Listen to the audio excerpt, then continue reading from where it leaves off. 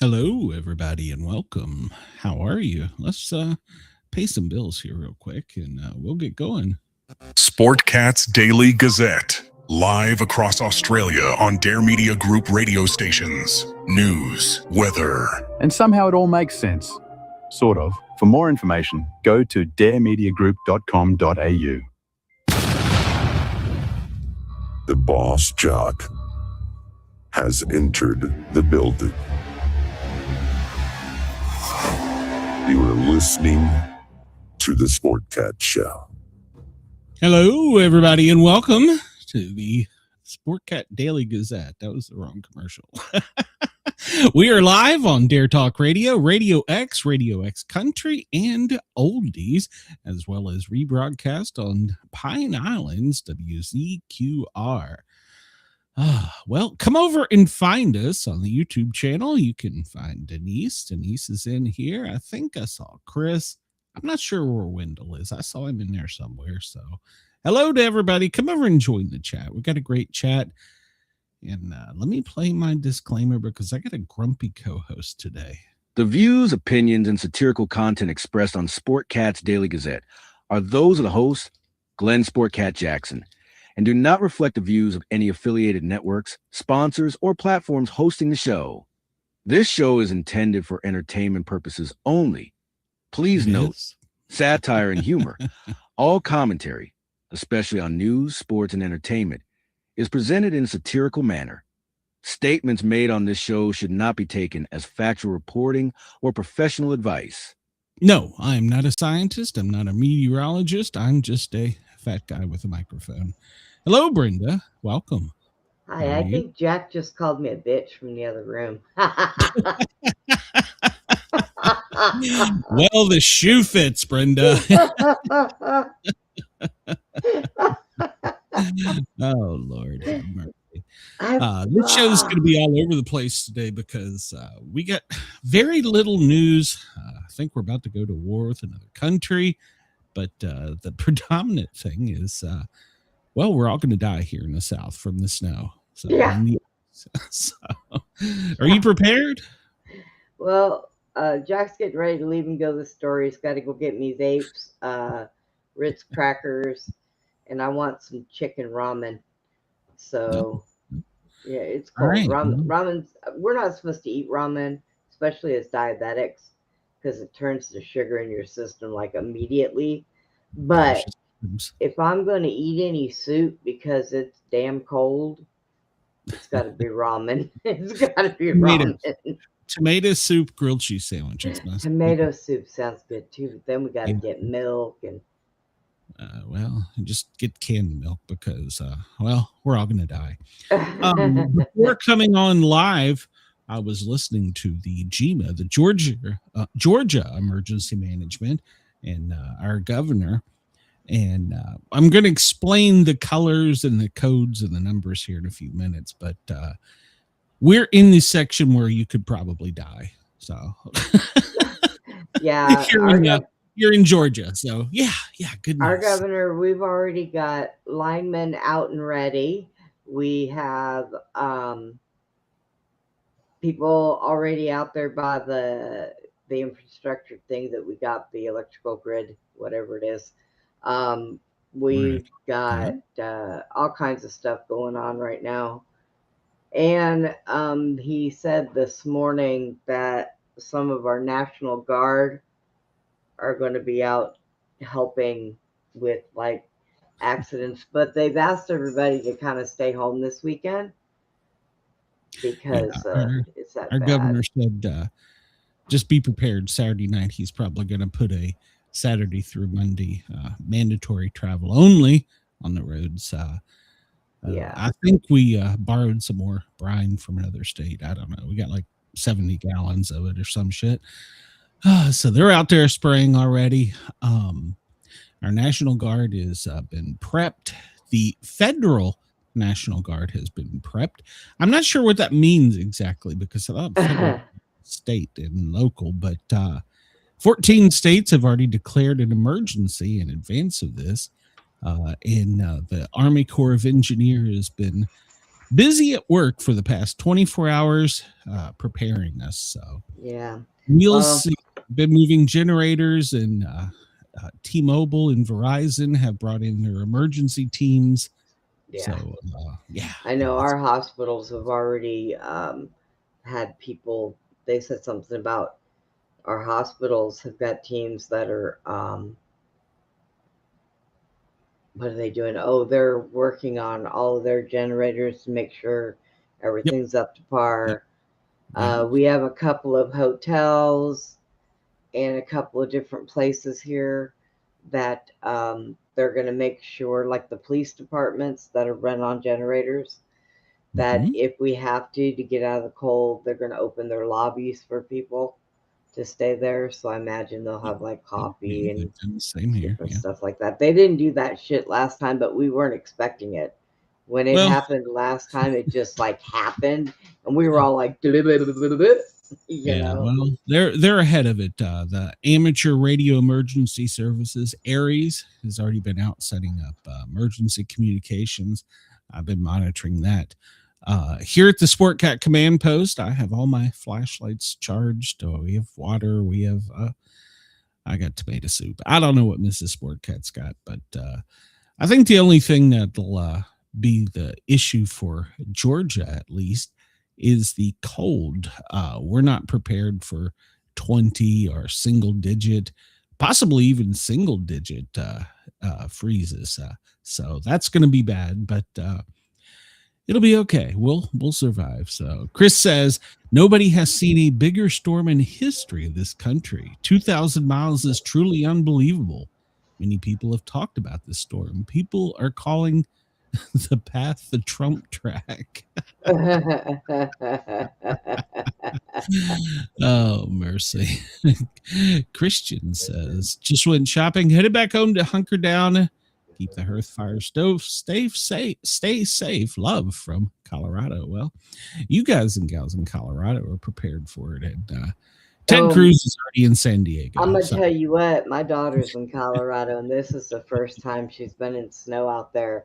She messaged me early this morning. She's like, Mom, it is damn cold out here. It's -4. That's funny. My son moved to Vermont, 3 years ago now, maybe 4. I don't know. It's God, time flies. And he wanted the cold. That's what he wanted. So he moved there because he hates the heat in the South. And now he's apparently Yankee-ized because he's making fun of us. He goes, you guys and gals don't know how to handle this. It's like, oh no, we don't. There are some of us that do. We just stay the fuck home and leave the road. Well, that's the key. But emergencies arise, and then people. What really happens, and I've learned this as an emergency responder, and we call it stupid, the stupid factor. But what really happens is people in their brain are convinced that they can do things that they can't. And the problem with ice is, especially at night, you don't always see it. But they changed our forecast just before we went on to possibly 3/4 of an inch of ice. So that's not going to be fun, but we'll be all right. We'll manage. I don't know what I'll do. I'll snuggle with Mrs. Sportcat, and if she kicks me out, me and Ginger will just do it. So. Oh, mercy. All right, well, let's get on here because we do have some things to talk about. Today is January 23rd, Friday. If you're listening to us on replay, currently it is 2:11 or 14:11 on the East Coast. And if we can thank our good friends in California for sending us all this horrible weather, it's just 11:11 a.m. there. Denver, good afternoon. It's 12:11. Chris, you missed your lunch, 1:11. And for our friends down in Australia, Perth, 3:11 a.m. Sydney, well, you're already into your weekend. It's 6:11 a.m. Why are you listening to us? Put your feet up and kick back and make fun of some Americans panicking. That's because that's I'm pretty not. much what's going to happen. The good thing about it is I'm so glad that I've done things, as a prepper, anyways, because we have ways to cook. We have stuff we can make. We have a generator. We even have a solar radio, AM FM radio, that has plugs for our cell phones and all Oh that. yeah, my batteries are charged, so Yeah, so are uh, mine right now. As a matter of fact, I am waiting for the vet to get back to me because I've been up all night with my pup. He's sick again, and we know what's wrong with him, so they shouldn't have to take any X-rays. But I need to get that medicine that keeps him from vomiting, so he can at least drink water and stay hydrated. yeah. And so I'm You don't waiting want on them. you don't want to have a sick pup in the middle of this. So, Oh, I know it. all right. Well, if you went outside and looked up, you weren't in the South, obviously. You're probably on the West Coast if you went outside and looked up, or maybe down under. But on the East Coast, in the South, yeah, it was too damn cold. You would only see 2%. I'm sorry, 24% illumination. That's going to be the other bad thing with the dark moon and people trying to go out and no lights. Yeah, it's going to be fun. Bigfoot's going to have fun. He'll have plenty of areas to roam. So, yeah, so good times. So, yeah, there we are. Let's just progress through this. Do you want to do trivia today? Are you in the mood, or are you? Well, if we don't have a whole bunch of news, we can do trivia and laugh at ourselves. And We got a little bit. So I got to do something. I'm hoping I don't doze off on you because I did have to take my day meds also, on top of not having any sleep, which is like a triple whammy. Oh God! Because I was sitting here in my chair at the computer. Oh, that's good.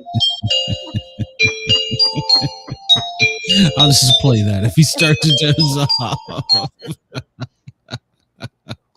Well, I was sitting here at the computer waiting for you to send me the link, and when you called me, I had fallen asleep in my chair. I was like, "What the hell? She ain't answering me. Normally, she's and I had already talked to you this morning, asking you if you were awake, and I was just like, "There you go." That'll wake you. Scare me, so I fall off my chair. That's all we'll hear from you. Now, mind you, if you scare me and I fall off my chair, Jack is not home. He left the house to go to the store, so I'll be on the floor till he gets here. Okay. But I have a good mic. I'm pretty sure.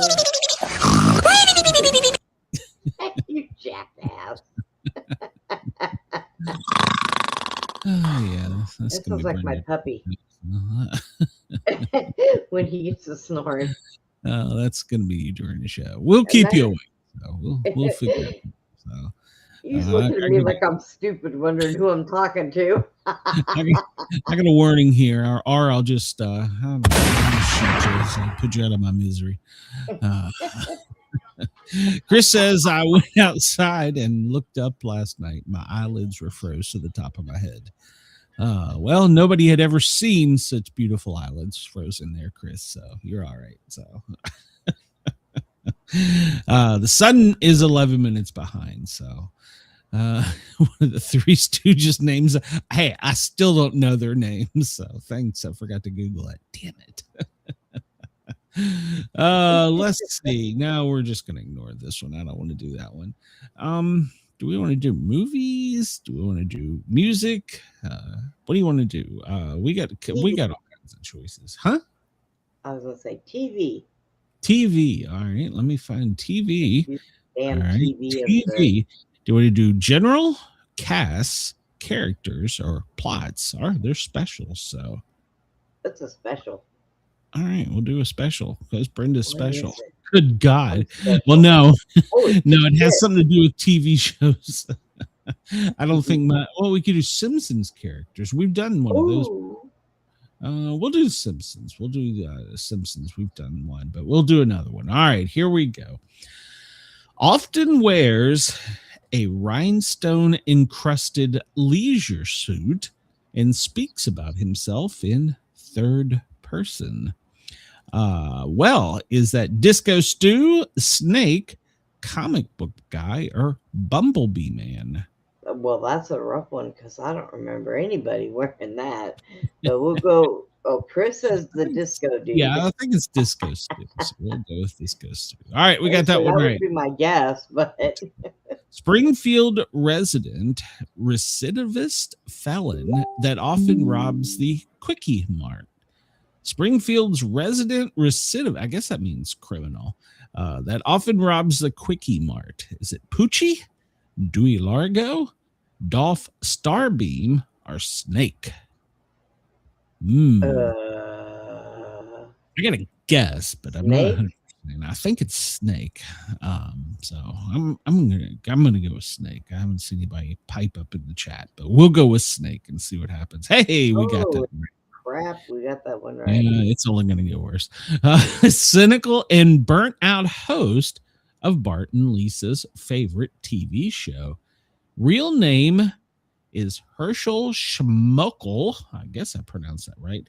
Schmokiel Pinchas Eurocharm. Good Lord, I couldn't pronounce that. Is it Krusty the Clown, Troy McClure, Kent Brockman, or is it the Bumblebee Man? Krusty the Clown. I think it's Krusty. That's my guess. So I'm going to go with Krusty. So hold on a minute. What am I doing? I got a button to push somewhere. No, apparently I don't. Okay, well, we'll just carry on because I thought I had a button to push.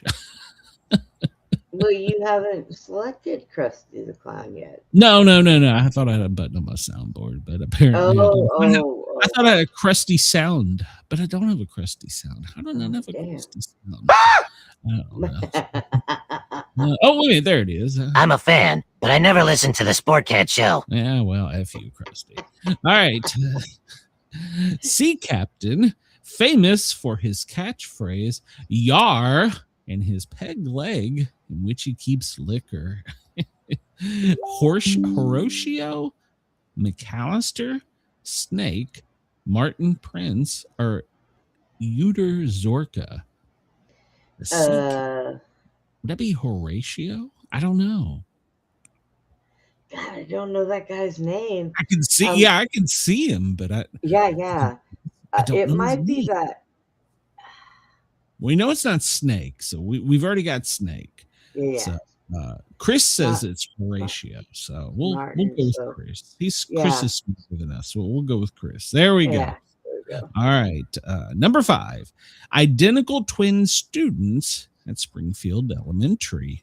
Chloe and Zoe, Sherry and Terry, Sarah and Tara, or Patty and Selma?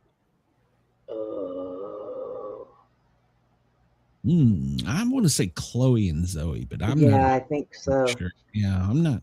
We'll wait and see if anybody in the chat catches up and sees if they did it. I mean, I'm tossed between the Chloe and Zoe and the Sarah and Tara, but I don't remember.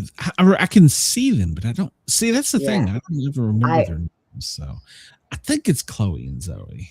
Let's just guess. We're going to guess. Nobody in the chat's giving us any help here. Oh, it was Sherry and Terry. We were both wrong. Well, I knew it wasn't Patty and Selma. So, extremely intelligent and nerdy scientist of Springfield, Marvin Monroe, Dewey Largo, Julius Hibbert, or John Frink?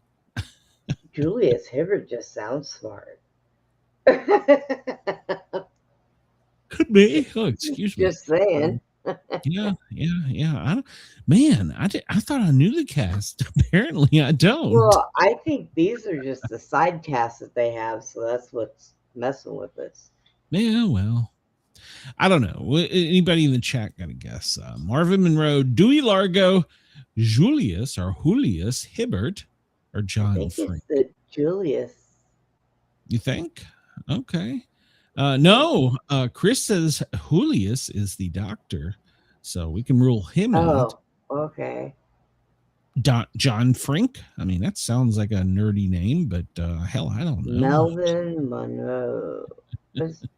Dewey. Marvin Monroe, Oh, Dewey Marvin. Largo, or John Frink. Dewey. Dewey. You want to guess? All right, we'll just guess. Dewey. I will go with Dewey. No, I was right. It was John Frink. Damn it, Brenda. You should listen to me. Just like my wife. You should listen to me, Brenda. Damn it when I speak. Lawyer with questionable competence and ethics, and was voiced by the late great Phil Hartman. Lawrence with lawyer with questionable competence and ethics was voiced by the late great Phil Hartman. Cletus Spuckler, Troy McClure, Kent Brockman, or Lionel Hutz. Well, Kent Brockman was the TV guy, so I'm pretty sure that's not it. I think Cletus, he was one of the redneck characters, so I'm pretty sure that's not it. So it leaves us with Troy McClure and Lionel Hutz. And Chris says Lionel Hutz. I can agree. I can agree with that. So yeah. There we go. Man, Chris bails us out. There we go every time. Actor famous for his McBain films. Troy McClure, Uter Zorka, Rainier Wolfcastle, or Artie Ziff. An actor in The Simpsons famous for his McBain films. Troy McClure, Uter Zorker, Rainier Wolfcastle, or Artie Ziff. I got nothing. Some of those names are too I want to say Troy, but that's not right. Chris says Rainier, so sounds like a good Hollywood Simpsons Hollywood name. So we'll give it a whirl, and it is correct. Damn it, Chris! I'm going to promote Chris to co-host. Psychotherapist that disappeared since the 7th season and was presumed dead. Psychotherapist that disappeared since the 7th season and was presumed dead. Hans Moleman, Cecil Terrorwiggler, Herman, or Marvin Monroe. Good Lord.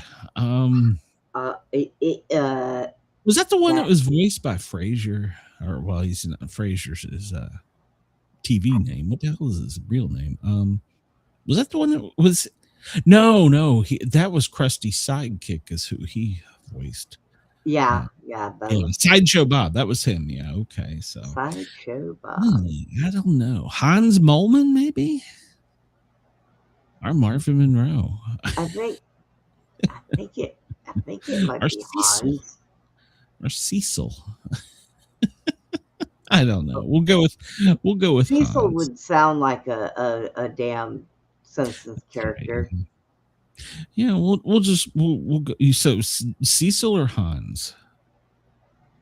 Or Marvin or Herman?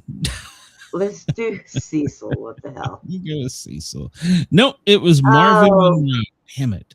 Cocksucker. And just as I push the button, Chris comes through for us.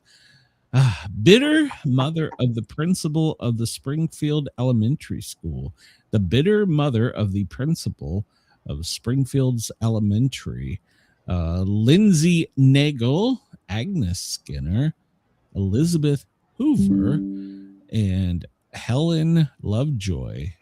Agnes Skinner. I believe you are correct. Denise says, I think we're missing all of them. Yeah. All right, we got that right. So we probably got what, a C? Yeah, we got a C. We made 7 out of 10. Yay. So, all right, I'll go study my Simpsons trivia. Pay more attention to the side characters. That's what there you go. How many sheep does it take to make a sweater? How many sheep does it take to make a sweater? Well, it probably takes a flock. Yeah. Guess I have no idea. This guy is just out of his mind. So I guess that's right. Only one, but you have to teach it how to knit. Chris, if you don't go kick this guy's ass, Men seldom make passes at girls who wear glasses. Beauty is only skin deep, but ugly goes clean to the bone. That's a quote from Dorothy Parker.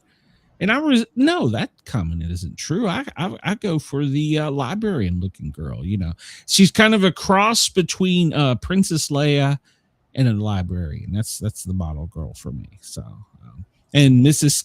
Sportcat fits none of those because she'd beat my ass. So. Well, on this day, January 23rd, Terry Keith kills himself playing with a gun. The founding member of the band of Chicago, Terry Keith, accidentally kills himself with a gun. It was only 8 days shy of his 32nd birthday. He was playing with several of his guns when he pointed a .38 revolver at his head and pulled the trigger. It was not loaded.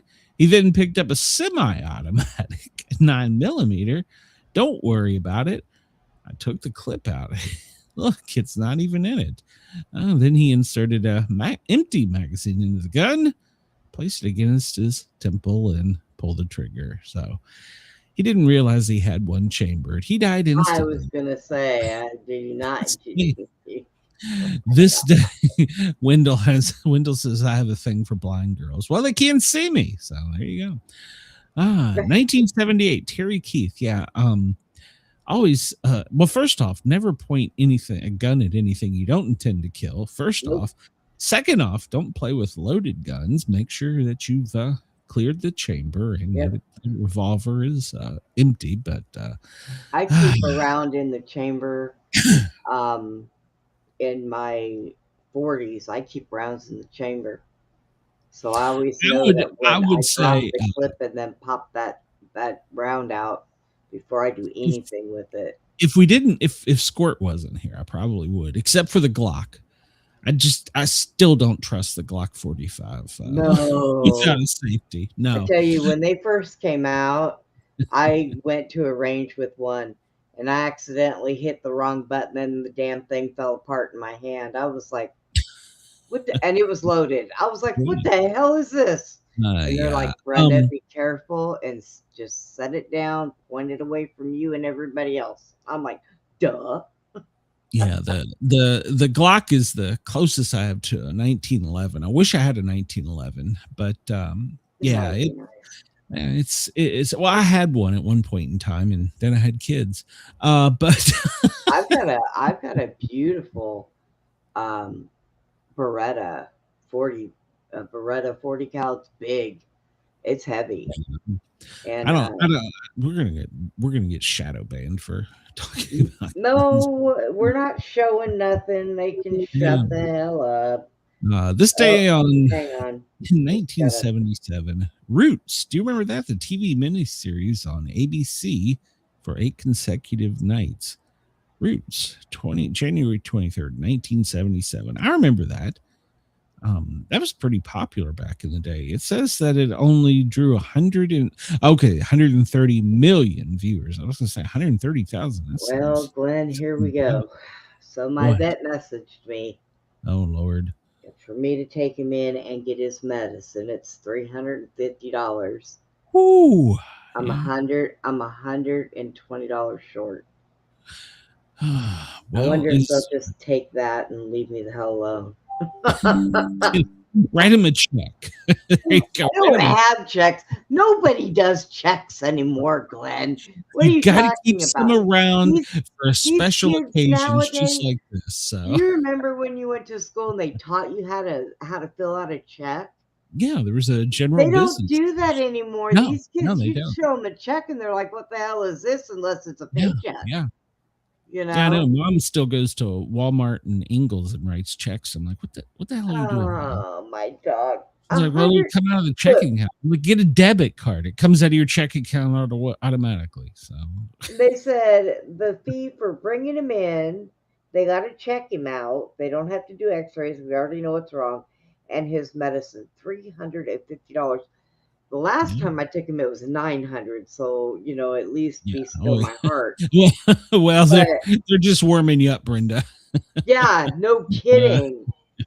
I'm Oh I'm my afraid I've got to God. take Ginger when we go to Tennessee. It's funny. I'm only using the Tennessee vet because I can't afford the Georgia vet, but I can't afford the Tennessee one Right? either. But yeah, we're going up there next month. Well, pending we don't die, one, and two, we can melt our way up there. But yeah, I was going to take her for an eye thing. So, well, I'm sure I'll have to dip into savings for that. So, good times. So, yeah. Wendell says he has a 9, a 40, and an AR. Well, you got a good, just strap them on there, Wendell. USS Pablo was captured by North Korea this day in 1968. North Koreans captured the USS Pablo. The captain and crew were held captive for 11 months. They can be seen displaying the Hawaiian good luck sign in a number of propaganda photos taken by the North Koreans. This was done until they found out what it really meant. They were released in December. What the hell did it really mean? I'm confused. I'm confused. What Did does it tell you what it meant? no? North Well, Koreans are having a hard time proving the world they kept it, but Fox trying to. It doesn't say. They're using the hand signal for a message futility, getting off on hand signals, obscene divisiveness and contempt. What the hell? Is this some secret military thing? I don't know what that is, to be honest. Huh? All right. Well, where is KG? He's my naval history expert. Well, the first Nazi to take office was on this day in 1930. Wilhelm Frick becomes state minister of the interior and education in the coalition government of Thuringia, making him the first Nazi to hold any ministerial level office in pre-Nazi Germany. Hey, well, we just had that happen in Virginia. So there you go. Oh my God. Yeah, well, there we go. I'll be in trouble. Or was it New York City? I don't know. No, he's not. He's a socialist. Hello, Monica. Welcome. Come in here and help us before I get banned from the radio. The first assassination by firearm this day in 1570. James Stuart, first Earl of Moray, is fatally wounded with a carbine shot from a window while passing down the street. This is the first recorded assassination by firearm. He was assassinated by a supporter of Mary, Queen of Scots. 1570, they had carbines? I didn't know that. Wow. Really? Wow. Yeah, that's what it says. I mean, James Stuart, the first Earl of Moray, was fatally wounded with a carbine shot from a window while passing down a street. This day in 1570. They had carbines. Why didn't we use them during the Civil War? All right. Or yeah, well, better yet, why did we use them during the American Revolution? I don't know. Maybe I don't know what a carbine is. Maybe that's an assault weapon, right? So the world's deadliest earthquake occurred today in 1556. The world's deadliest earthquake was recorded in Shanghai, China. I don't know if I'm pronouncing that right, killing 830,000 people. 520-mile wide area was destroyed. Some countries, 60% of the population was killed. Wow. The A-Team premiered this day on NBC in 1983. You remember that? Yep. Yeah. This day in 1964, the 24th Amendment of the Constitution is ratified, specifying that a person could not be required to pay a tax to vote in federal elections. Well, damn, they need to amend that to we don't have to pay taxes at all. So, deepest manned ocean descent. This day in 1960, the U.S. Navy I'm going to pronounce this wrong. Basafi Triesta descends 35,800 feet into the Marianas Trench in the Pacific Ocean. Wow. All right. I did read a thing that one of the first submarines that the Nazis sunk, they sunk it themselves by flushing a toilet. Well, now they came under fire when they surfaced, and I never thought of that. I sent that to my military expert, KG. I never thought about it because I don't know what the number of people on a sub is, probably 50, maybe. I don't know. But what happens when they go to the bathroom? I never thought about that until I read that article. Kind of like flushed into a tank that emptied into the water, but if somebody because of the pressure, if somebody flushed the toilet and it sunk the damn thing, that had to, whatever that man ate, he should never eat again. I think it was the captain too, but no. Yeah, because of subsurface temperature or pressures, they can't expel it until they get to the surface. So when they cut to the surface, they use an air canister to jettison it out of the submarine into the ocean. I never thought, I don't know why I went on this rabbit hole today. So well, you know what? So now people that go in the ocean and go on your surfboards, if you've got something, if you got a submarine off the coast, it could be shitty. You have something stuck on the bottom of your surfboard. Shitter's full. The 20th Amendment, the lame duck amendment. This day in 1933, the 20th Amendment to the U.S. Constitution was ratified. It's called the lame duck amendment. It moved beginning of the president and vice president's terms from March to January 20th, and members of Congress from March 4th to January 3rd. The time between an election and a successor taking office is referred to as the lame duck period. You know what I just thought of? What's that? You know, all those soldiers all those Navy men being on a ship, when they go on their Westpac, they're gone for 6 months. That's a lot of shit to Yeah. I didn't go down the aircraft carrier shitter system, but I just got to reading about the subs. Because I never thought about it. Because I mean, the fluid has to offset the ballast. So, and this is a question probably for a physicist. My guest Wednesday night could have guessed this one probably, but the weight of a submarine, does it increase or decrease because of the defecation? I think it would the urination. Increase. But your consumption in is the same as your consumption out, isn't it? So I mean, it's a physicist question, and maybe now for I'm a going to have to sub, know. So maybe for a sub, they come up at least maybe twice in you know. So they jettison it out, but it's I don't know why. I just I'm just picturing all that shit built up for 6 months being dumped at once in the damn ocean. Hopefully they do it in the Indian Ocean. They don't do it near us. So. Now I'm going to have to research this. How do you? Oh, okay. All right. This day, January 23rd, 1920. The inventor of the Frisbee, Fred Morrison, the American inventor, he invented the Frisbee. He got the idea when someone offered to buy a cake pan. He and his future wife were tossing back and forth at the beach. He was also a prisoner of the infamous Stalag 13 during World War II. Well, interestingly enough, here in a few weeks on my Wednesday night show, I'm going to have the inventor of the disc golf game. So there you go. Coming up in a few weeks. I remember him. Yeah. The patented Ouija board by Elijah Bond. This day in 1847, American inventor Bond patented the Ouija board. His patent was initially denied because the chief patent officer wanted proof that it worked. As a test, he asked the board to spell out his name, which he did, and then he granted the patent.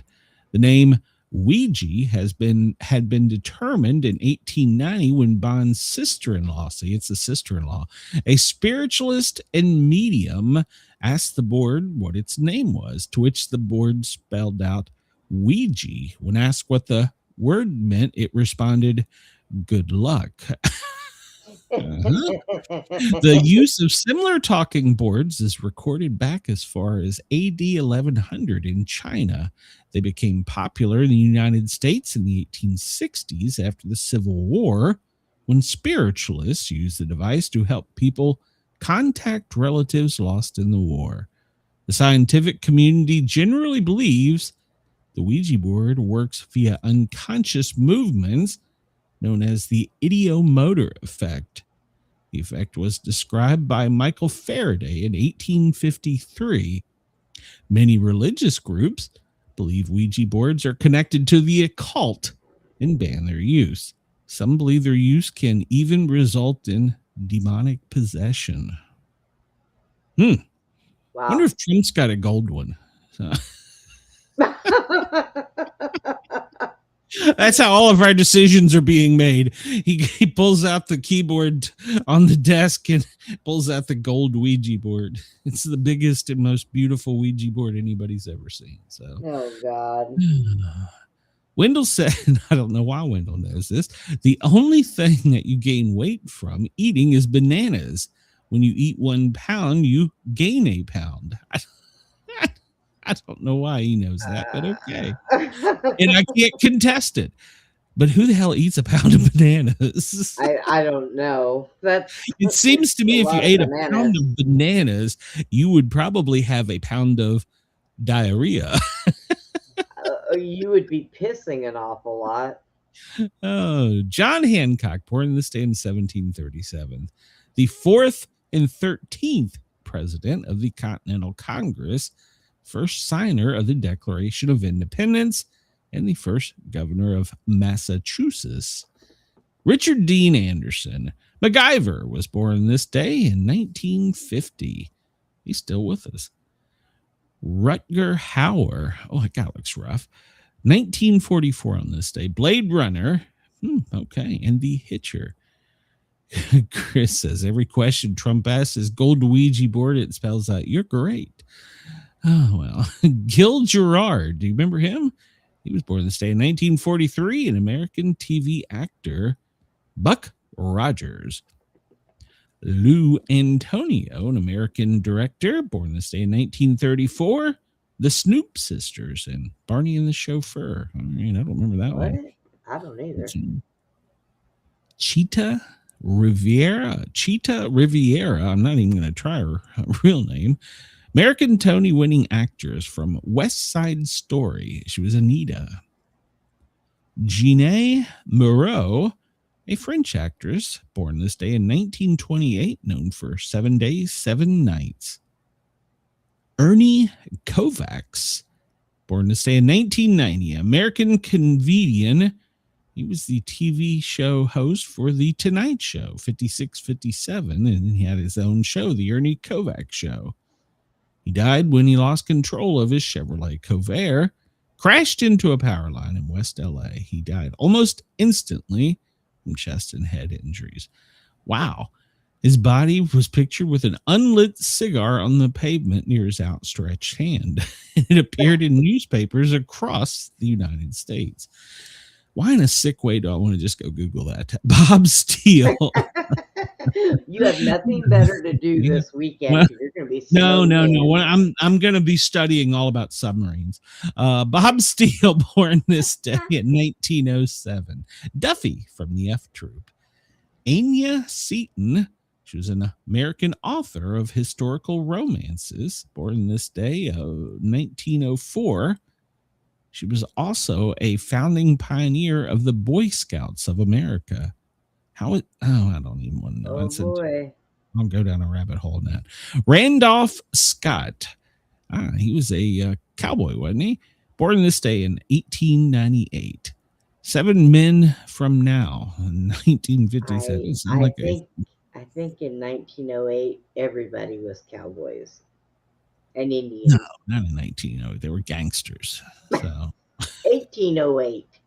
I don't know. I'm not good with history. Let's see. Rock and Roll Hall of Fame inductees in 1986: Chuck Berry, James Brown, Ray Charles, Sam Cooke, Fats Domino, the Everly Brothers, Buddy Holly, Jerry Lee Lewis, Elvis, Little Richard, Robert Johnson, Jimmy Rogers, Jimmy Yancey, Alan Freed, John Hammond, and Sam Phillips. That was the inaugural class this day in 1986. Yeah, you can't do a lineup like that nowadays. No. There's not that many of them left. No. So, I mean, God, they put Dolly Parton in, and she doesn't even sing rock and roll. But she made jokes about it. So she said she was going to accept it until she had a rock and roll album. Then she put out the rock and roll album, and it sucked, and they gave her the award. It was kind of like a Trump thing. Yeah, here you go. Right. It's National Security Technician Day, National Handwriting Day, National Pie Day. What kind of pie do you like, Brenda? Oh, blueberry, pumpkin. It's pie, Glenn. I'm fat. I like them all. I'm reading Chris's comment. He said, would you rather look at dead Ernie Kovac's cigar picture or read the book on the aircraft carrier shitter? Because I'm at a deadlock. I can't rule out either. Oh, yeah. You got me, Chris. You got me. So, do them both. Just do them both. I guess it depends on how much cabin fever I get over during the storm. That reminds me, I need to charge my tablet too while I'm at it. Can't rule either out. Well, if you have any good recommendations, Chris, just message me. National Pie Day. My guess probably chocolate for me or cherry. Coconut cream. Oh, yuck. Now, Mrs. Sportcat and Mom both make a mean apple pie, but I have to be in a mood for pie. I don't really like pie. I mean, I guess I like it, but if I've got a lineup of desserts in front of me, it would be lower on the list. Now, during the holidays, but wait a minute. Mom makes a good sweet potato pie, too. I don't know. I'm torn on this one. Big Garden Birdwatch Day, whatever the hell that means. First Philippine Republic Day. It's International Sticky Toffee Pudding Day. I never had toffee pudding. Measure Your Feet Day. Okay, he must be really bored. National Activities Professionals Day. National King Day. It's Pedro's Day. National Report Pharmaceutical Fraud Day. What? I can't get a Sportcat Day. Jesus Christ. Snowplow Mailbox Hockey Day. National Rhubarb Pie Day. I just figured out Mailbox Hockey Day. Yeah. You may hit it, you may not. So, yeah. So, Andy sent me a picture of a wide load that is stuck on the road in a construction zone right by his house. Just message him back and ask him where the shitter is on it. I don't know, but that is a wide load, and that sucker is stuck. Who goes down a small road like that? Oh my God, people are stupid. 55 days until spring begins. I don't believe it. Sure. Yeah, 34th day of winter. I'm 34 days too many in. So, all right. So, we'll just skip through all this. We'll just get straight to this. And there's this. And then there's this. So we'll start here. This is compliments of Weatherwise. I'm actually thinking, I downloaded the app, and I don't get paid for this. Ryan Hall, y'all, if you listen, cool. I appreciate it.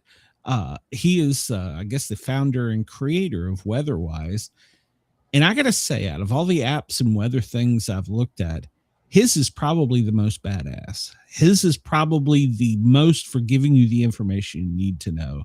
And I'm not getting paid for this. I'm not going to get a kickback for this. But Weatherwise is pretty damn good. And I'm actually considering buying a subscription. But because of all the, it's not free, but all the goodies you get with it, it would be good for reporting news. But Looking at the radar, and this is showing not only the radar, it's showing all the watches, warnings, and effects. We're going to dig in today to the colors of some of these things and how the public really doesn't know what's going on when they look at it. They just see pretty colors and go, oh, that's a warning. Oh, that's a blah, blah, blah. But there's an actual meaning to the colors. So this storm has hurricane, winter storm Fern.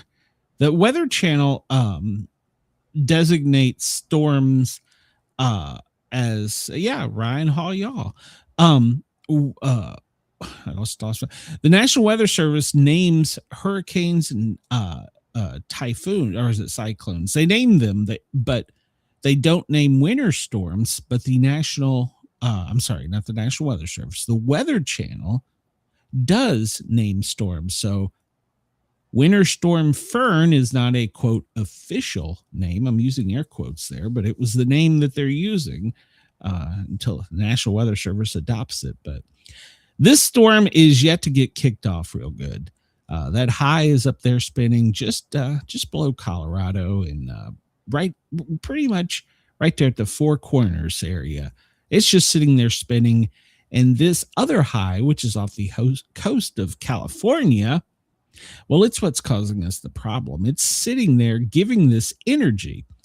And what I didn't know, I listened to Ryan Hall last night, and I was like, wait a minute, he explained it pretty well. The storm on the West Coast is trying to push to the east, but it doesn't have enough power to. So only the moisture is going over top of the Sierra Nevada mountains. And that is what is going to make this storm explode when it hits the warm Gulf air. So, there's your weather nerd info. But so it hasn't really officially kicked off yet. It's supposed to really get going tonight. Ryan Hall, y'all. I'll send him a kudo. Him now, not to take away from. What's the young kid? Well, they're all kids. Max, I can't remember. I watch a couple of them, but he come up with this weather system, and I got to say, I'm pretty impressed with it. So go check it out. I'm getting nothing for it. It might Max Velocity. Yeah, I watch Max, and then I watch that 14-year-old kid out of North Carolina too. Oh God, he's actually 21. But last night I saw somebody his chat was saying, I can't believe I'm taking weather advice from a 14-year-old. And he's like, hey, I'm 7 years older than that, damn it. Oh, God. Hey, they probably do a better job than our actual news people. So, Well, see, that's the thing. Independent journalism is doing a lot better job reporting things. Evan Freiberger. Man, Chris, you're up on your weather nerds with me. But yeah, see, I think Evan works at a channel, and then the guy out of Georgia, he's up and coming. I follow him because he gives a lot of local stuff in addition to the national stuff. The independent news media does a much better job. They take all the data and put it together, and they do a great job at it. So kudos to them. And most of them are going to be going live streaming starting this evening until they pass out, I guess. But so the marathon. Well, I mean, because of the way the intensity of the storm. So if you go to the Weather Prediction Center from the National Ocean and Atmospheric Administration, NOAA, you can find the Winter Storm Severity Index. And then over here on the right, you'll see it gives different little colors. And I never really, my weather nerded out on this. They are different colors, and the different colors mean different things. Like for winter weather, it's kind of gray. Yellow is minor. Orange is moderate. Red is major. Purple is extreme, and then there's one after extreme. It's black, and I think that's just death. But I never paid attention to it until they started today. The section of Georgia, Andy Hill, the section of Georgia that I live in, we're kind of in a little valley just the other side of the Appalachia. So we're not at a high elevation, but we're basically downstream for everything that hits the mountain and spins back down, if that makes sense. And so they were talking about it, and the governor pointed this area out, and it's pretty much where I live, coming from the downside of the mountain, basically follow Interstate 85 down into Atlanta. And he said these areas could be without power for 2 weeks. Oh. I was like, whoa, wait a minute. Hold on. My ears perked up. You just said Sorry. 2 weeks, Governor. So I was like, wait a minute. Hold on here. And so it got me to researching some of these things, because we talked about yesterday, FEMA, how they give the percentages. Chris says, I'm going to be looking for you there too. I won't be live streaming. But anyhow, so I got to doing the research into the colors, and they're talking about the grid possibly collapsing, and they started associating these colors, and I was like, huh. So I started doing some research, and the information they don't tell us. I don't know exactly where Colleen is on the map, but you're pretty much in a moderate impact, I think, area. What do you even look like yeah, you see that the little orange spots down there, in the middle, down here? What are you talking about? Right in Oh, the to my left. I'm around Abilene. in there somewhere. Abilene, is that near you? Okay. No, down north. Like, down more. If you look like where Austin is, which is you're between Austin and Fort Worth. Okay, so yeah, you're in the orange, the moderate impact. Except there's a little area down there near what town is that? Temple. That's yeah. yellow. I live right there next to Temple. I'm like not even 5 minutes, 10 minutes from there. Okay, so you're either minor or moderate, depending on the scale of the impact of the storm. I'm going to be on high alert because I don't want anybody driving through my house, because people are just stupid. Well, day one, which is today, is where it kicks off for you guys and gals out there in Texas. And then day two, when it explodes, you can see how it just boom. It's getting that Pacific moisture, tapping with a low in the Gulf of America, and it just explodes. And of course, there's a depression off of the Atlantic as well that doesn't help out. That's what's causing the backward flow, basically. It's creating a wedge with the Appalachia, and we're on the downside of the Appalachia. Fun stuff. Chris says, I'm going to drive by Brenda's house and sing Amarillo by morning.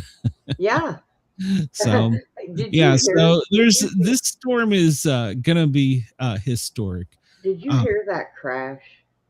I heard you drop something. Yeah, I went to grab my bottle of water and didn't realize, because it's on my microphones on my right side, where I can't see. Went to grab my bottle of water and completely just knocked my microphone over and everything else. Lady Brenda. Yes, we'll talk about tree explosions. There's the chance for tree explosions. So AP, why freezing rain has millions at risk.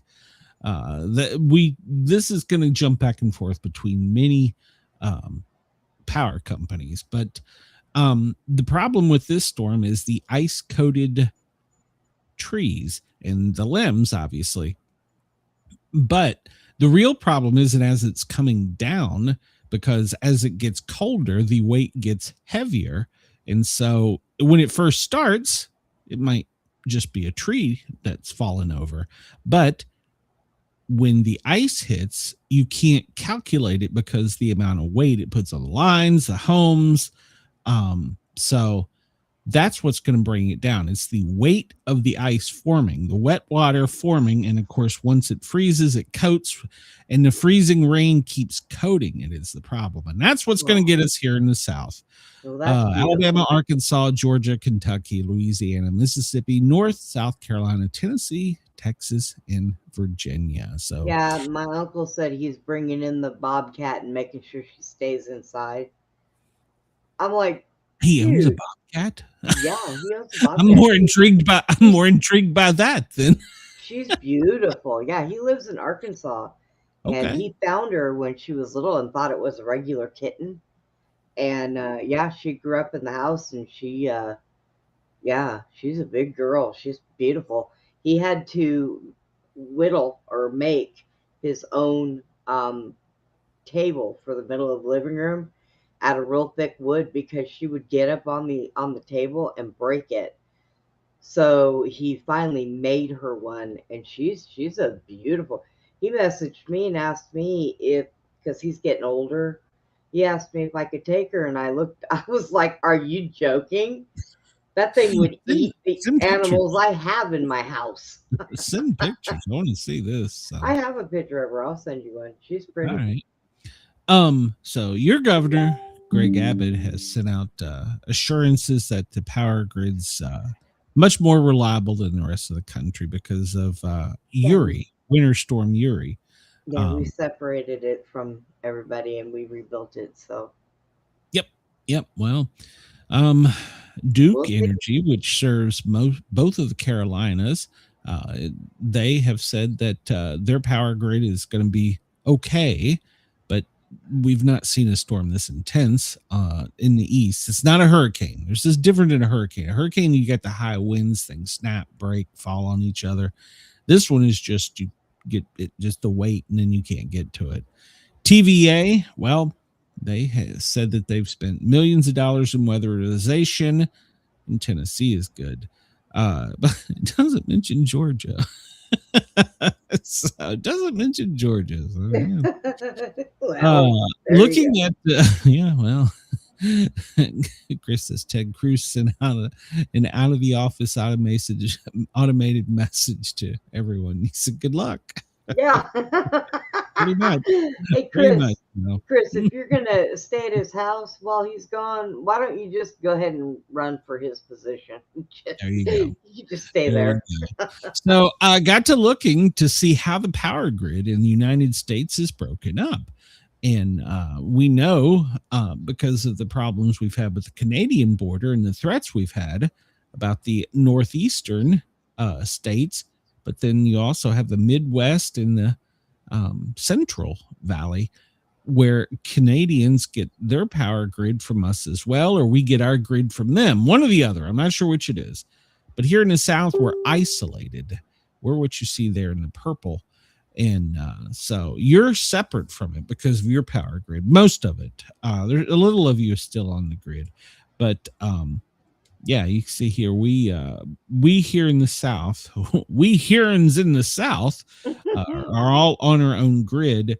And as you just heard me say in TVA, and he had the Duke over in the Carolinas, but you didn't hear me mention much about VEPCO or Georgia Power. Your trees out there that like to snap and break and fall on your line. And I live in a wooded area, so yeah. So our grid is going to be very, very fragile, as they say. So we'll see. I thought about, I would really like to have a really nice like log cabin type house surrounded by woods with one little path that leads for 2 miles out to a road. Okay. It has perks. Then I thought about winter. Yeah, I'll say it has perks, but yeah, winter is rough.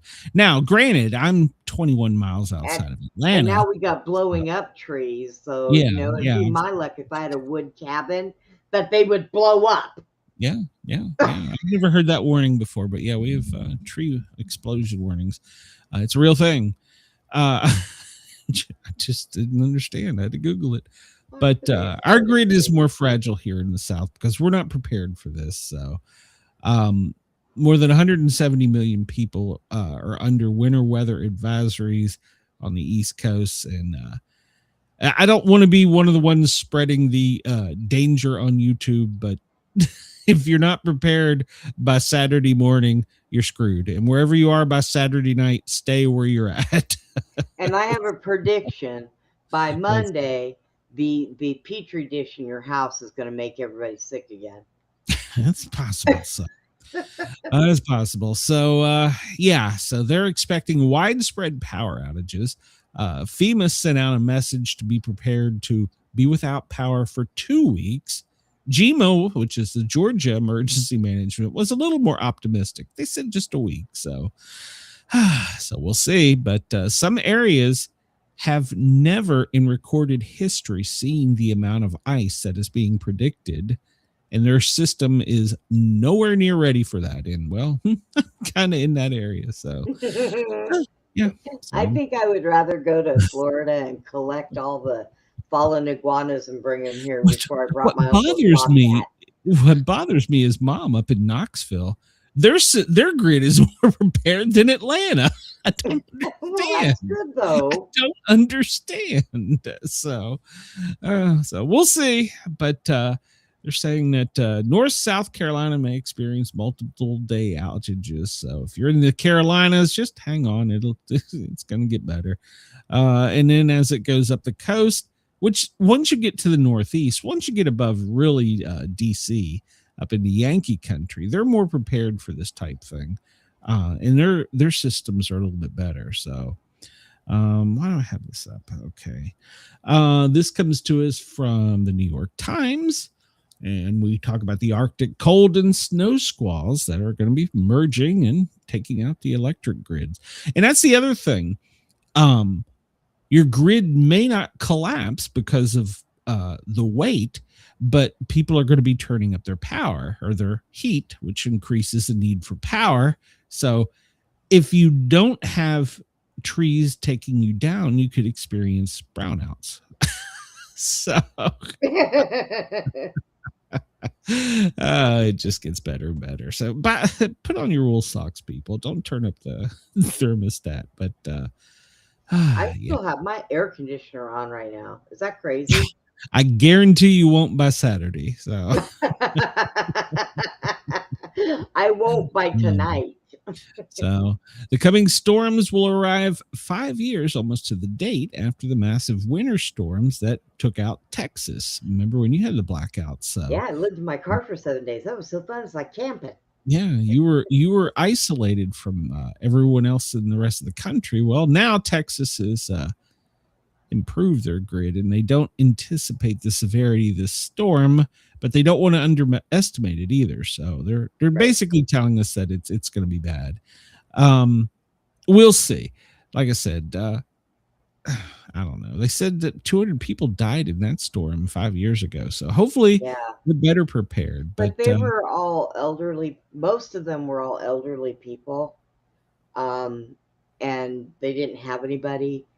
The little community that I live in, because I keep an eye on my landlord because she's elderly and she's sick.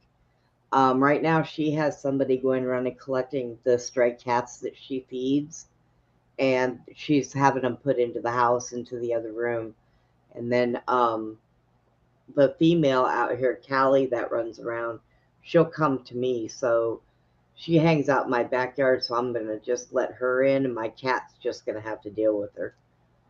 Because they don't need to be outside. Well, there's in the South, they've opened warming centers, and there's places for you to go. And hopefully your state's prepared with a Georgia National Guard. If you live in a facility where they suffer an outage, they can either, with Army Corps of Engineers, can swoop in and bring a generator or move the people to a warmer place. So hopefully that doesn't occur, but we are being warned. I thought I had that up. I'll just close you. You're annoying. But yeah.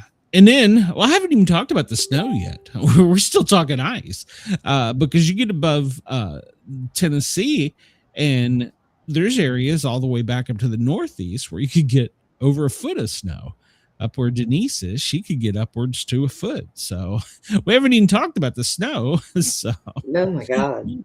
Yeah, I mean the snow will bring the temperatures down and keep people raising their thermostat, which is going to cause the brownouts. But then you got the areas in the South with the ice where they're just going to lose power. So they're calling it a Canadian cold front. Damn you, Canada.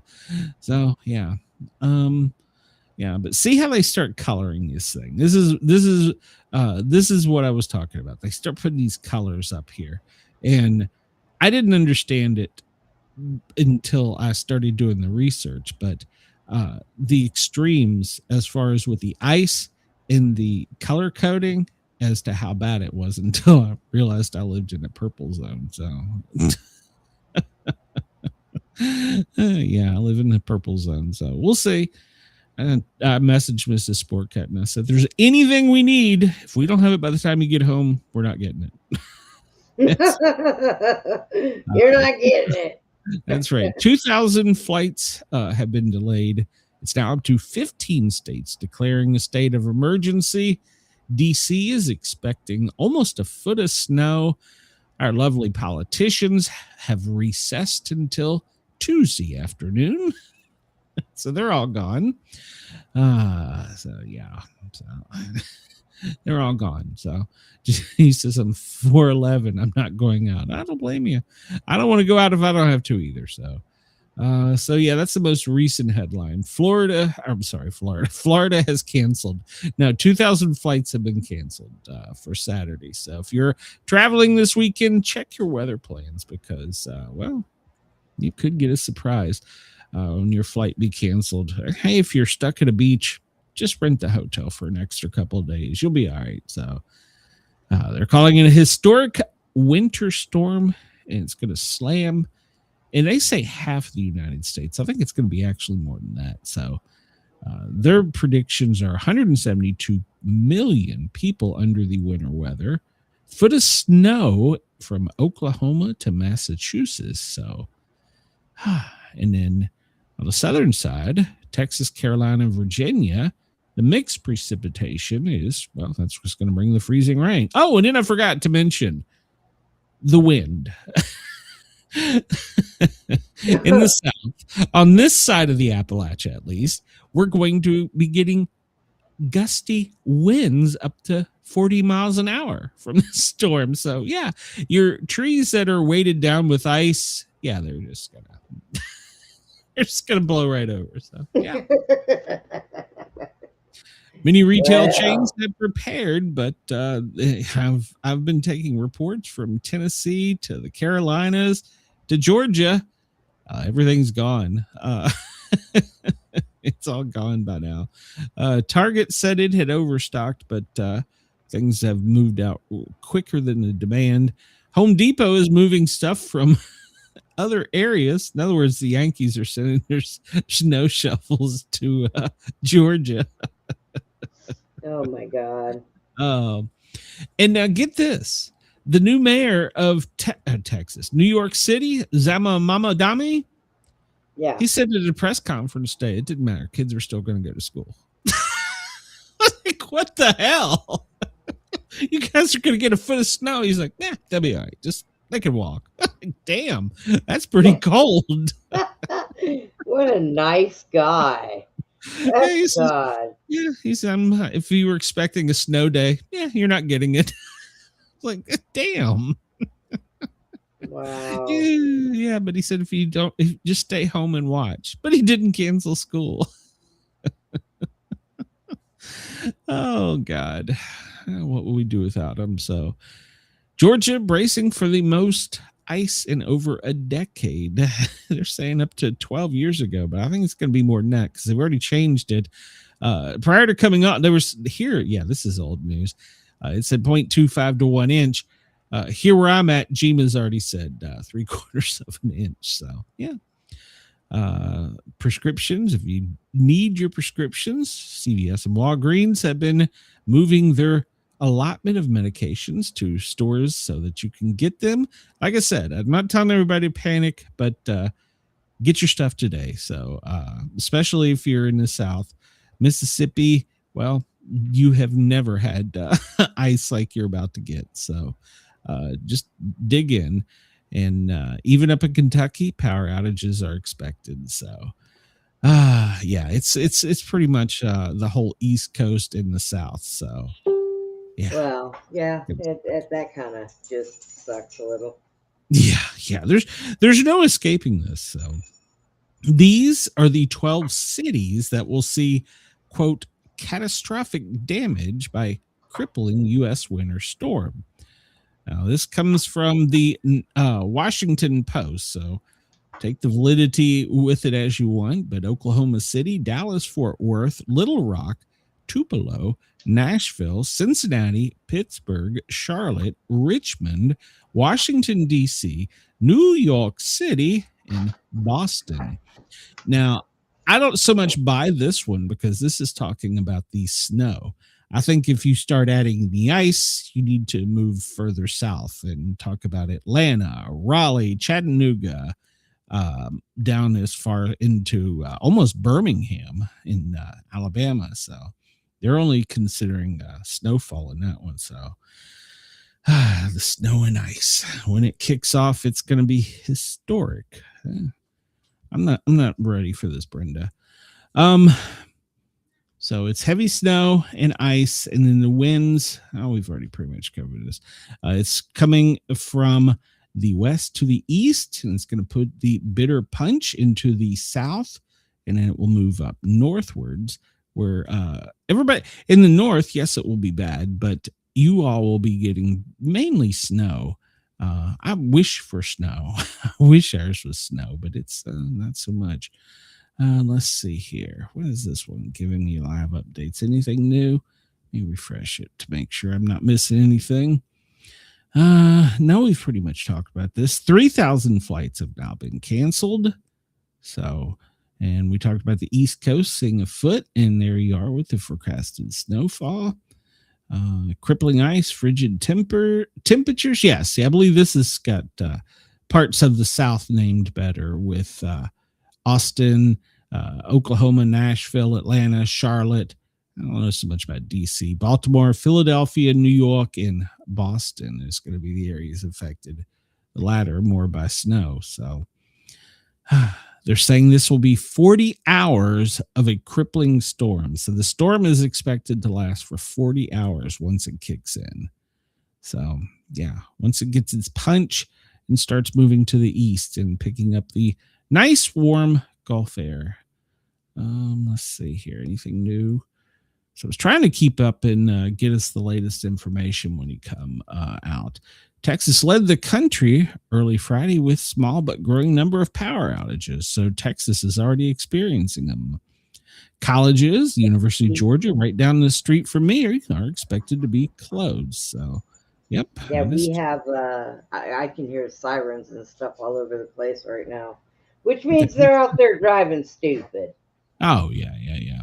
Extreme cold in Chicago could lead to ice quakes. Now, this is another one I hadn't heard. Chris, are you familiar with ice quakes? Ice quakes? Ice quakes. Yes. Locals in greater Chicago may hear a sudden boom over the weekend in what meteorologists are calling a frost quake, a weather phenomena that takes place when temperatures plummet and groundwater freezes quickly. According to AccuWeather, frost quakes, also sometimes called ice quakes, are seismic events caused by sudden cracking in frozen soil that is saturated with rock and ice. As water expands when it freezes, pushes apart the dirt and rocks, and if the expansion happens all at once, basically pushes apart the dirt and rocks, and it's a ice quake. There you go. So basically now we have ice quakes and exploding trees. Ice quakes and exploding. Damn, this global warming is really getting me. Oh my God. I have never heard of an ice quake. Is that any of our listeners that live up north? Let me know. Sportcat@protonmail.com. I have never heard of that. A frost or ice quake. All right. So that's kind of funny. Not if you live in there. I mean, you know, what are you going to do? Yeah, that's what I was going to say. What do you now? This is an updated one. It says this will be a 72-hour storm, so it's just growing. Oh Lord! So we're gonna have ice quakes and exploding trees. Just the South is not built for this. Come on, people. Let's get over it. So, all right. So let's talk about this real quick. Talking about the colors, the Sperry Pilts Ice Accumulation Index. I didn't know what these colors meant, but now I know. If you're in these different colors, ice damage 0 is obviously green, 1, which is yellow, some isolated interruptions, orange, where you are, scattered utility interruptions, typically 12 to 24 hours. Roads and travel conditions may be extremely hazardous due to the accumulations. 3, numerous utility outages, interruptions with some damage to main feeder lines and equipment expected. Tree limb damage is excessive. Outages lasting 1 to 5 days. And then here I am in purple, which is 4, prolonged and widespread utility interruptions with extensive damage to main distribution, feeder lines, and some high voltage transmission lines. Outages 5 to 10 days. So luckily I wasn't in black, because black is, well, it's gone. Prepare for weeks. Shelters needed. So yeah, we're at 4, just under a 5. So yeah, there you go. But yeah, the Sperry Piltzer Accumulation Index is what gives us the colors. And it's the scientists that sit down and they forecast the projected footprint with total ice accumulations, and what they think with their engineers comes up with the potential damage from approaching ice storms. It is a tool used for risk management and winter weather preparation. So there you go. If you've ever wondered, it is the Sperry Pilts Ice Accumulation Index, and that tells you by your color the severity. So now you know if you need to look it up, and you can actually go to Spritz Pilts Sperry SPERRY -Piltz PILTZ.com and look at it. And I looked at the maps for today, and well, today they're pretty limited because the storm hasn't grown. So they don't update it and do future casts. They say that's the National Weather Service's job. So they only have current. So if we have internet, I'll be checking in on this. But there you go, in case you've ever wondered, like I went down that rabbit hole. So there you go. Now you know, Brenda. Now I know. If your power is out and you don't have a generator, you should monitor your refrigerator temperatures, and you don't want it to drop below 40 for food safety. Full freezer can survive for 48 hours, a half freezer for 24. Your refrigerator, if unopened, stuff inside will be good for 4 to 6 hours. Now, generally frozen foods tightly together separate, and cross-contamination can occur. So if you have ice packs, start to use ice packs, or if you have dry ice. So, but if it drops below 40, you need to, for more than 2 hours, you need to check it out real good and basically just chuck it. So if it gets to 40 for more than 2 hours, open mayonnaise and sausages. If it's above 50 for more than 8 hours. So there you go. Now my freezer, the last time that we had that outage for 7 days, nothing in my freezer was harmed at all, because I keep my freezer at -6. Wow. My refrigerator, I keep it at 35. So I opened my refrigerator because it was that cold in the house. The only thing that we lost in that last outage in 7 days was milk. Wow. When the hurricane took out our grid to the south of us, we lost the entire freezer because we were out in the summer for 7 days. It was horrible. Oh, yeah. So. That would not work. Yeah. Denise says the weatherman is apt to be wrong. I pray it's now, but yeah, there's too many models agreeing. Yeah, there's too many models agreeing right now, Denise. So yeah. Well, let's see what other news we have, and we'll get back into weather stuff if we got time. But we only got 30 minutes, so majority stake in TikTok in the United States has been sold. Do you remember they were talking about this a while back? They were going to ban TikTok.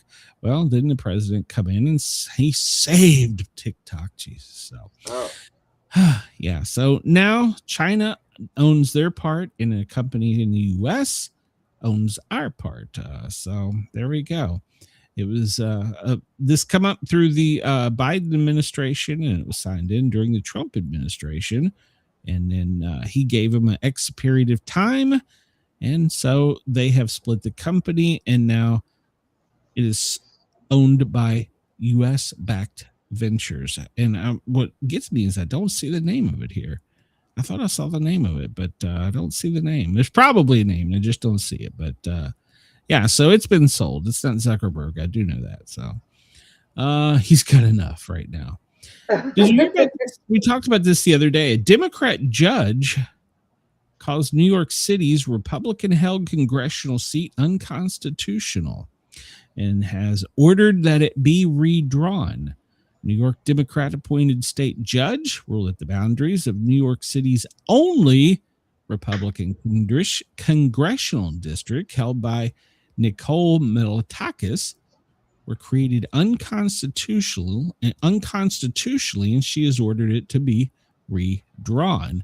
She issued this January 21st in the New York's 11th congressional district. Unconstitutionality dilutes the voting power of minority residents and violates New York State Constitution and New York voting rights. So what do? They just fire that? So if you're the congresswoman for there, are you just fired? Is that pretty much what that means? I mean, she's dissolved it. So she said that it is evident that without adding Black and Latino voters from elsewhere, that this is race discrimination. All right. So I don't know. I haven't looked at that particular one, but my question is, so what happens? You were elected. Now the judge just goes, nah, we didn't mean it. Is that what happens? nah, we didn't mean it. Yeah, we didn't mean it. The judge can tell you. So the citizens elected him. The judge is like, nah, we didn't mean it. Sorry. I don't understand how that works. All right, so we'll follow that story and see, because I'm going to be curious about that. What just happens if a judge decides a congressman or senator is like, your district, we didn't mean it. So, all right. U.S. homicide rates dropped by 21%, the lowest level since the 1900s. So after examining violent crime in 35 cities, the report found a decline in 11 of the 13 major crime offenses between 2024 and 2025. Carjacking fell 10%. Most others fell by 43%. Robbery, guns assault, homicide, aggravated assault, domestic violence. And this is all compiled from the FBI data. So now, for context, violent crimes have been falling for an increased period of time since COVID. So I guess basically COVID got locked everybody in their house, and the criminals were afraid they were going to get sick, so they stayed home. So, media did. Yeah, well, media on the left said that it was been dropping since 2000, and that sharper policy strategy, including more police overtime and a low unemployment with the lure of digital life, which is all post-pandemic, we got something glued to our face, is why it's dropping. The right, well, they are saying that it's Trump's law enforcement policies. So it's somewhere down the middle. It's probably due to some of the criminal justice policy programs, and it's probably due to the big C virus. But then I also think that having something glued to the front of your face too. So we take this article from the Federalist, and it says plummeting murder rates show that law and order works.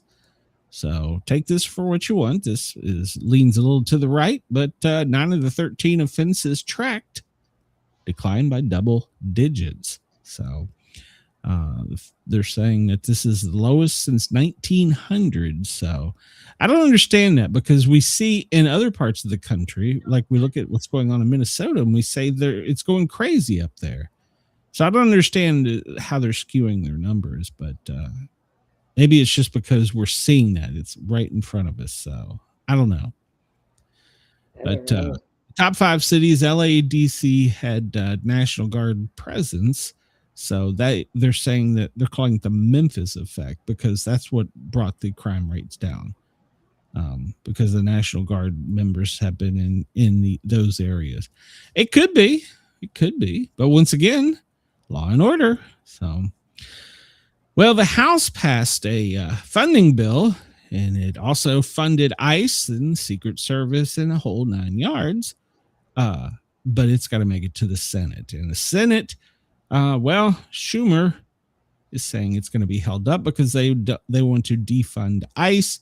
So they're going to be butting heads with the president, but the House of Representatives has passed it. So they say that this is going to avert another shutdown by the January 30th deadline. So they had all 12 bills with full government funding, and it was passed according to Mike Johnson.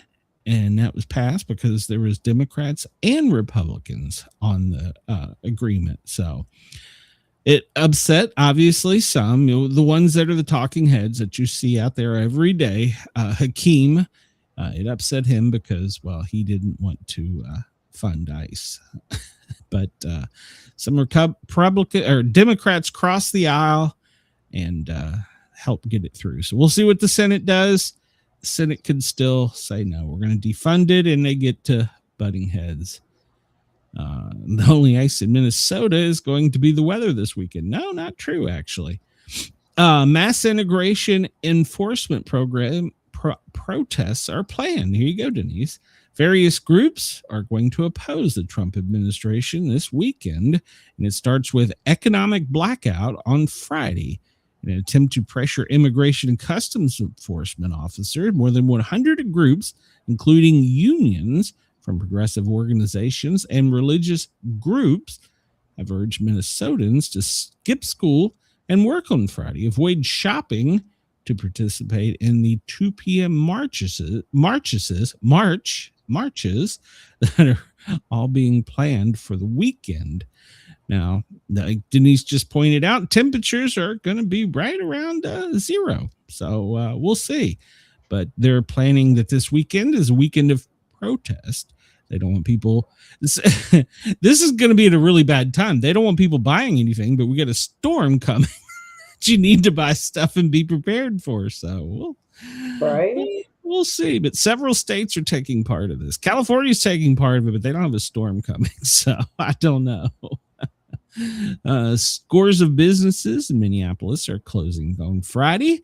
Religious leaders, labor unions are all closing their doors. It's a general strike to protest Donald Trump's deployment of ICE in Minneapolis. Calling it ICE out is the message. So that's what the protesters. It's funny, they've all got signs that they all look alike. They all carry the same thing. They got T-shirts and everything made up for it. So ICE out starts today. So there you go, Denise. Our favorite governor, Tim Walz, is begging for donations to his legal defense fund after the DOJ subpoena over obstructing ICE. Now, wait a minute.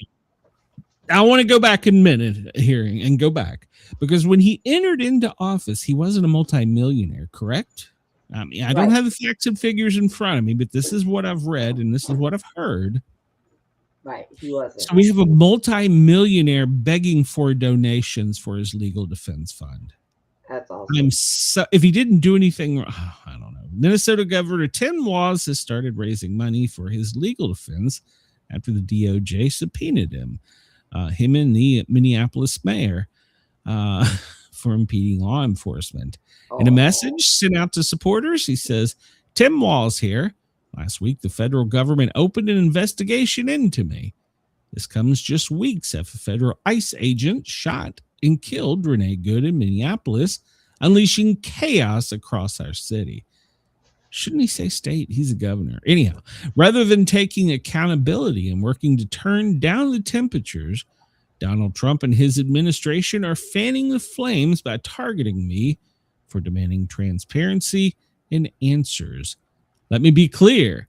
When they say that, they don't want you to be clear. That's a reverse psychology trick. Let me be clear. Weaponizing the justice system and threatening political opponents is a dangerous authoritarian tactic, and I won't let it stand.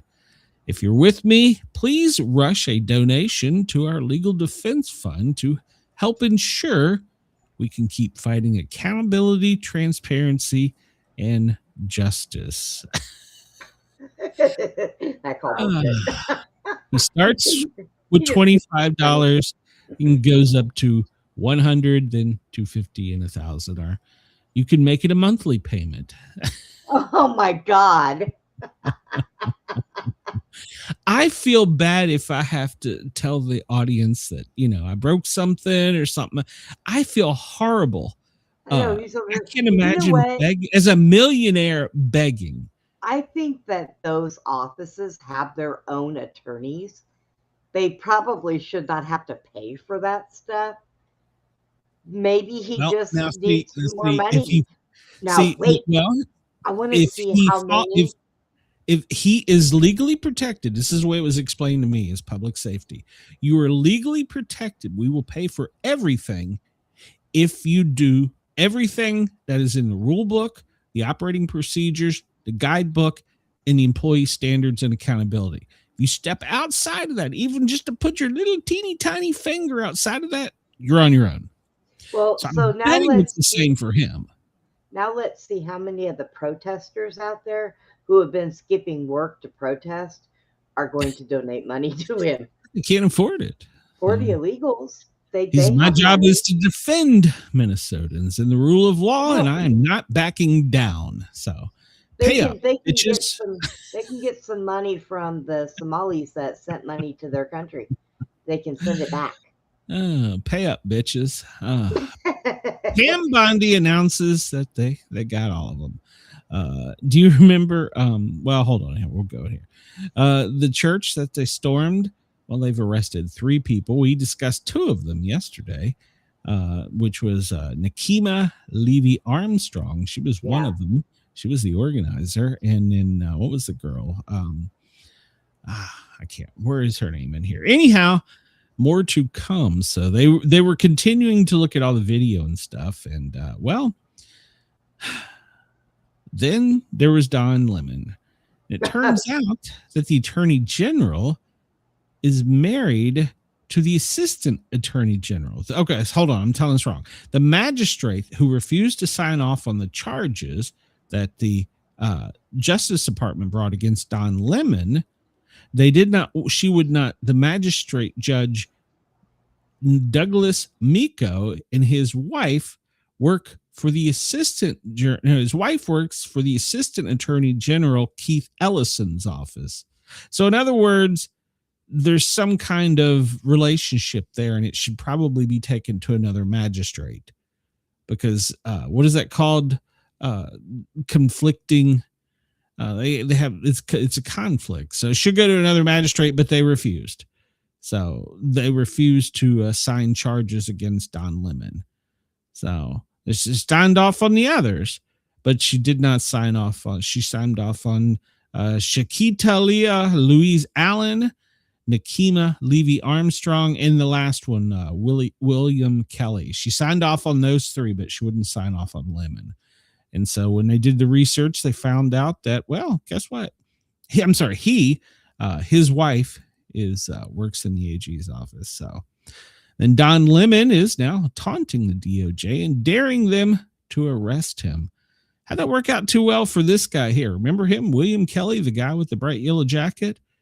Kept calling Pam Bondi a bitch and said, "Come get me." Well, looks like they got him.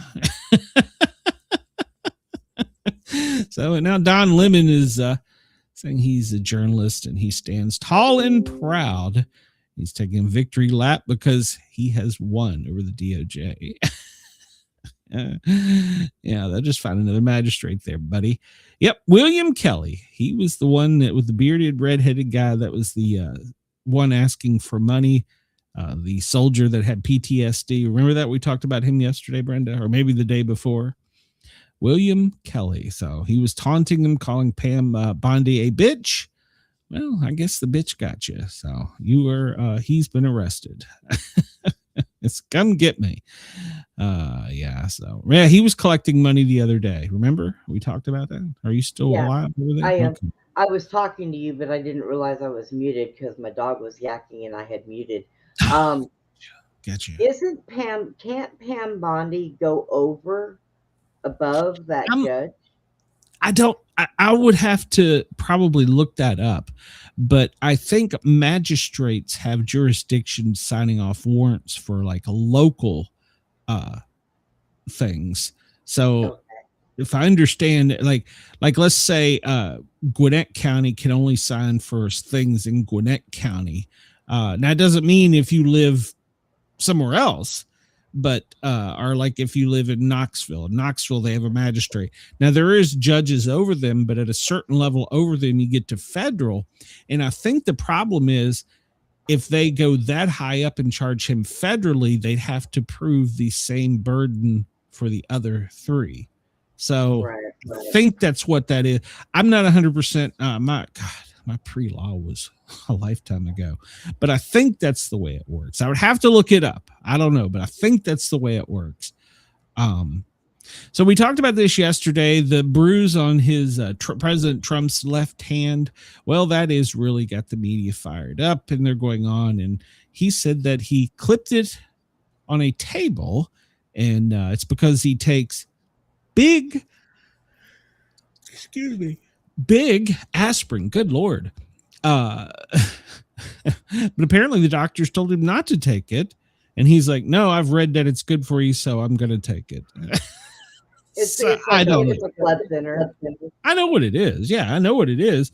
But he said his doctor told him not to take it, and he says he's going to take it. So I don't know. He claims it's the aspirin's fault that he clipped his hand on the table. We discussed this yesterday. I don't believe so much so. So he's not he plays golf, he runs around, and he doesn't get I'm not saying he's not healthy. No. It's not what I'm saying. No, I mean, people get bruises. I get them all the time. Yeah, no, I'm not saying that. But I think because they're consistent that those are from intravenous IVs where he's getting vitamin C and nutritional IVs. A lot of people with money do that. And I know that politicians do that. So to me, that is what that looked like. So, and Chris says he does many great things, Brenda. Stop quoting. All right, Brenda, me and you are going to probably argue here. This comes to us from Maine. A York County corrections officer was arrested by ICE agents. The York County correction officer, Mario Enrico Bernardo, was taken into ICE custody. Now, it took me a while to find a very, very open article about this because every one of them jumps off the deep end that Trump is arresting anybody with brown skin. This guy is from Angolio. I'd have to even Google to see where the hell that is. Is he illegal? No, he is not. He came to the country in 2023. His first job, he was a teacher in Angola. His first job in the United States was as a correction officer for the York County Sheriff. He completed all of his I-9 process, and he even went to Texas for the hearing, and it was approved. And then he passed all the background checks to become a corrections officer for the York County Sheriff. Okay. And he's currently in the police academy. So, why did they arrest him? They arrested him saying ICE is now saying that he's here illegally. So he's been detained. So I'm on the fence with this one. But what pisses me off about this one is they stopped him in a targeted stop. In other words, just like I said, they lit him up and they stopped him. They detained him and took him into custody. All right, now let's go back a bit here. He's in Maine. They did this yesterday. They left his car running and rolled down all of the windows on the side of the road. That to me is bullshit. All right. The officers were sent out there to do a job. They targeted this guy. They found him. They arrested him. So the officers are doing their job. I can't fault them for that because they're not the ones that made the decision to go get him. That's higher up. But this bullshit of leaving the vehicle. And if you remember, I questioned you about this the other day. I was like, what do they do with the people after they get them out? Because remember, we had that one that they blocked. She was blocking the road and they just drove it over the side of the road. They drove it and parked it. Yeah. But apparently this has been a thing with ICE agents because they're trying to be pricks. They're leaving vehicles running. They're rolling all the windows down. This was Maine and it was snowing. He has family here. He was a teacher. He came here legally. He didn't cross any illegal borders. He had his paperwork. He went to his hearing. His I-9 was approved. He went through the vetting process for law enforcement. I'm not saying something could have slipped through. Don't get me wrong. But this one I'm calling is bullshit. Yeah. I agree with you. The officers had a job to do. They were sent out. They did it. They're very good at it. But they also have a duty as a professional to secure that. I have went into homes where people are passed out and sick from a medical emergency and had meatloaf in the stove. And I've went in, turned the stove off, pulled the meatloaf out, put it on the table. Sometimes I've even covered food. I think that's part of our job as public safety is to take care of the public.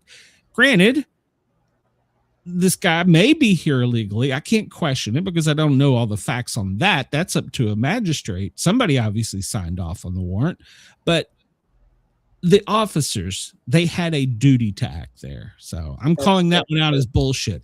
But apparently this isn't the first one. Apparently this is their calling card. So now who reported that? What was this was reported by the Maine Wire. This is the most biased one or non-biased article I could find because all the others went far one way or far the other. This one, the reporter Seamus Othot, I have no idea who that is.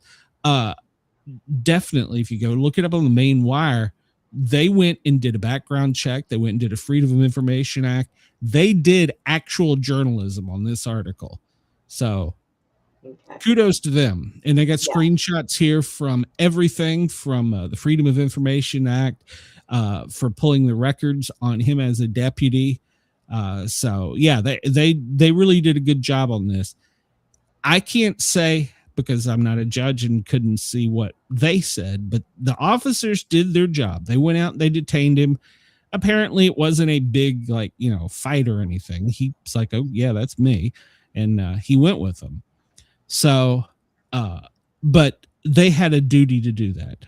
They call a wife, call a neighbor, call somebody, or even just put it in a goddamn gas station parking lot, lock it up and take the keys with him. They had a duty. That's part of your duty. See, that'll get me pissed. So yeah. But apparently, like I said, this is like their calling card. Chris and they said do he that would, to be he would pricks. probably even eat some of the meatloaf so he could tell the person that made it they did a wonderful job. Well, one of the calls that comes to mind is we had a guy who overdosed and all of his homies left him, and he had something in the oven, and we were trying to, because he was pretty sick. Well, sick is not the right word, but he was pretty down the road, we'll say. And we got him in the back of the ambulance and took off. And when he come to and stuff, he says, dude, did you happen to think to turn my oven off? And normally I try and think of things, especially with the elderly. And I was like, no, I didn't. So I got on dispatch and I said, hey, dispatch, send engine 42 back there and tell them to turn the stove off. And they're like, okay. and Engine 42 had to break in. But it was part of their job, So Yeah. I mean, we had to call law enforcement. We didn't illegally break in, but we did as little they did as little damage as they could, but it prevented the whole condo unit from catching on fire hours later. So yeah. So now see, here again, we have this where they capture. This is Seattle. We're jumping to the entire other side of the country. And we see that they've captured sex offenders, predators, amid a surge in Seattle. We talked about the officer in Portland that was shot during some of the Antifa stuff where they're out in Portland. Yeah. So they are arresting the worst of the worst.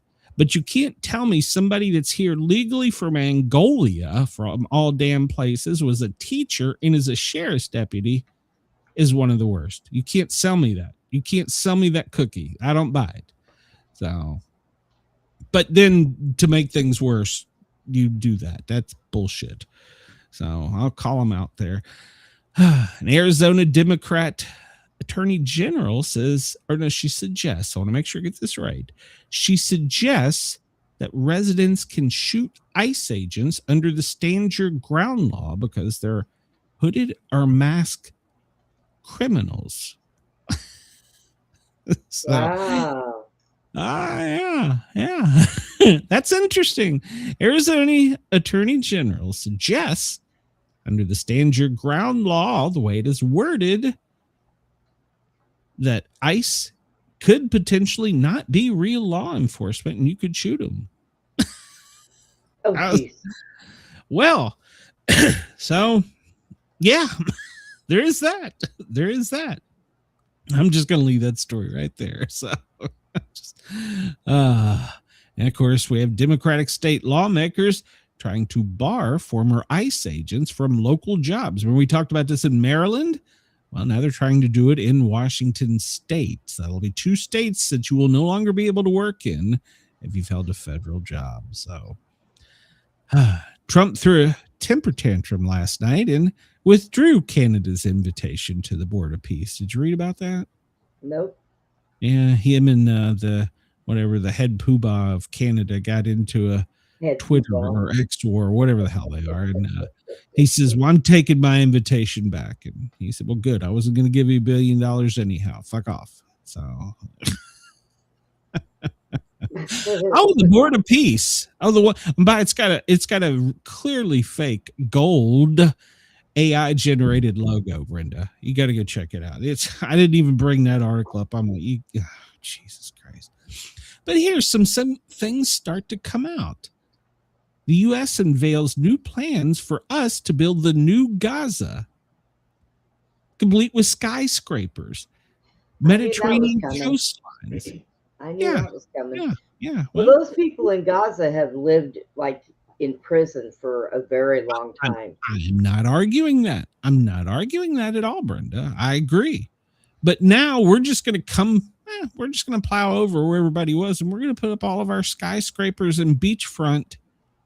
Oh my God. You misunderstand. The American taxpayer under the Board of Peace, which Trump is the grand poobah of, is footing the whole goddamn bill. Who is getting kickbacks from this, Brenda? Who? I don't Who likes know. to build skyscrapers? Yep. Why are they fucking gold? Things that make you go, I'm falling off of, I'm not MAGA. All right. I'm gonna get off of that. See, Trump took the invitation away because he heard the storm was from a candidate. Maybe. Well. The president, this was quietly reported, and it wasn't because it was him, because they'd probably be gold, but the Cadillac Escalade, I need to mute you. The Cadillac Escalade, he has new limos now. Nobody really noticed it. It was introduced without much fanfare, but the Secret Service is now taking the president in the brand new Cadillac Escalades. So GM was awarded the contract last year, and they quietly put him in service in Davos. So you'll be seeing him here in the U.S. when there's a motorcade with the new Escalade will be the vehicle for the president. So there you go. But if they were Trump Escalades, they'd be gold, obviously. So, but the Secret Service has 2 brand new Escalades for the presidential motorcade. So there, it's a pretty vehicle, and I'm sure it cost us a pretty penny. So, not saying we don't need it. Don't take that. So, man, we're about to run out of times. We didn't talk about Space Force. We didn't talk about the Dorito-shaped UFO. And a Dorito-shaped UFO?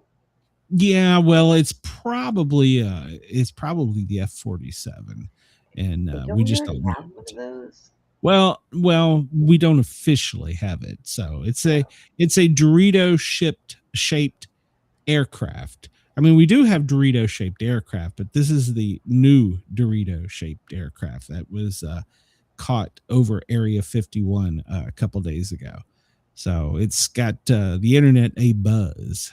So, but we don't know if it's a new one or an old one, or there's military's like, oh, we got nothing. I don't know what you're talking about. So, House rejects Democrat-backed Venezuela war power revolutions.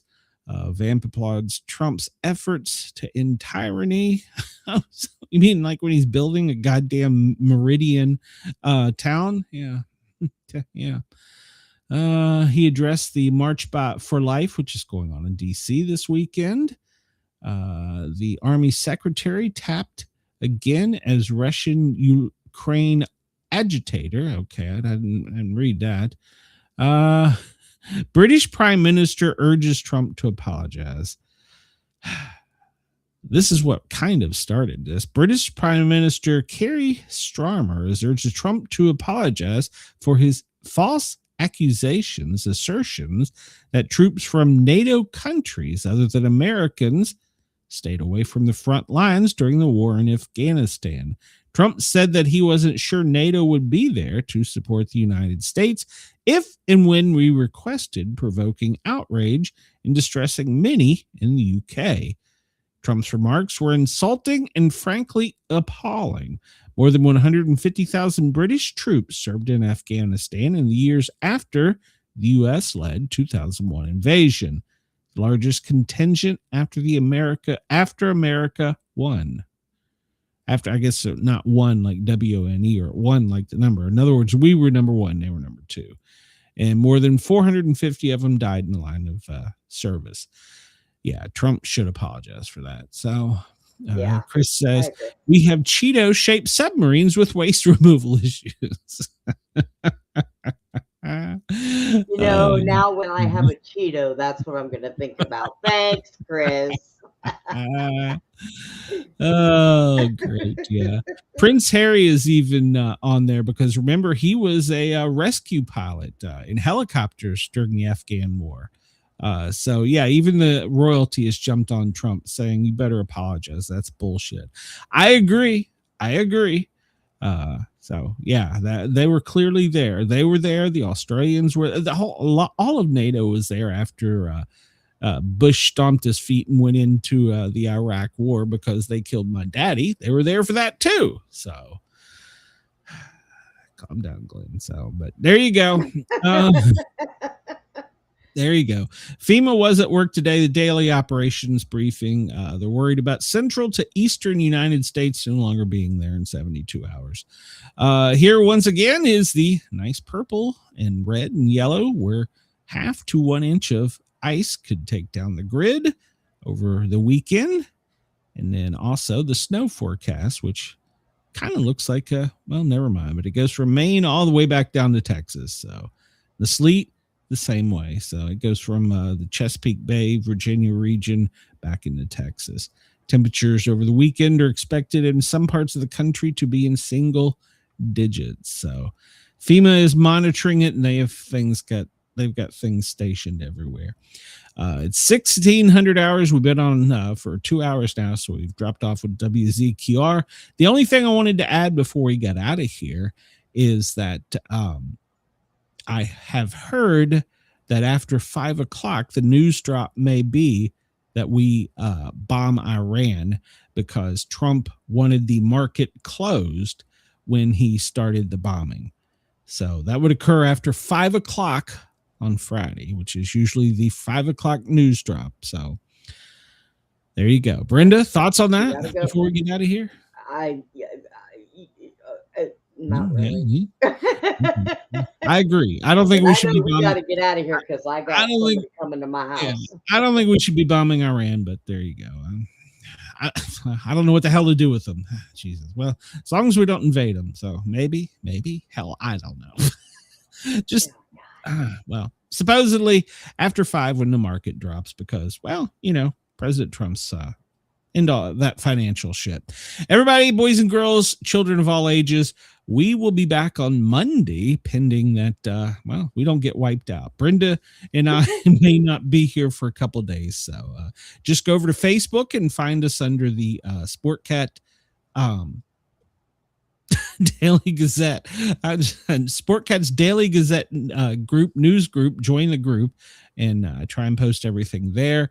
Or you can go over and find it on Facebook. I'll post on social media on Sportcat's podcast, so you can check it out there. So as Chris said, everybody have a great weekend, and as I always sign off with the radio, as I always say, in case I don't see you, good afternoon, good evening, and good night. That's right. In case I don't see you, good afternoon, good evening, and good night. Go ahead. Denise also said for everybody to stay safe, and she loves us all. We love you too, Denise. Yeah, we love you too. Hopefully we won't be dead. So there you go. Thanks to Monster Mike for the song, by the way. I appreciate it. Everybody have a great weekend. Stay warm. Yeah, stay warm. Drink your hot chocolate and eat your tomato soup. I'm personally looking for bourbon, but that's just me. I had this stuck in my head for days now. I might eat tonight, maybe. Twisted takes, crazy jokes, no bunker, just views. A quiz in history, weather on the scroll from Greenland to the galaxy. They've got every goal. Laugh at fear, let the world do its thing. Sportcat's Gazette, it's the chaos we sing. Sportcat's Gazette, don't bunker tonight. We're riding the headlines with laughter and light. No prepping for doom, we dance in the fray. Sportcat keeps us laughing through the end of the day.